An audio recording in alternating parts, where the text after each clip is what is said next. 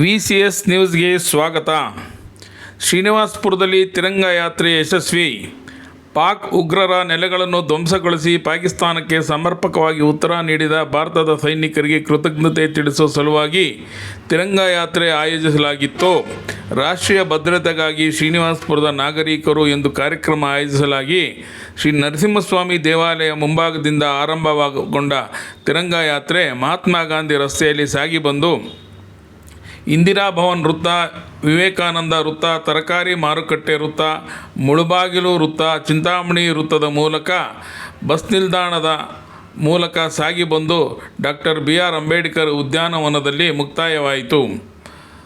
ತಿರಂಗ ಯಾತ್ರೆಯಲ್ಲಿ ಸುಮಾರು 1 ಕಿಲೋಮೀಟರ್ ಉದ್ದದ ರಾಷ್ಟ್ರಧ್ವಜವನ್ನು ಪ್ರದರ್ಶಿಸಲಾಗಿ ವಿದ್ಯಾರ್ಥಿಗಳು ರಾಷ್ಟ್ರಧ್ವಜವನ್ನು ಹಿಡಿದುಕೊಂಡು ಸೈನಿಕರಿಗೆ ಜಯಘೋಷಗಳನ್ನು ಕೂಗುತ್ತಾ ಸಾಗಿದರು.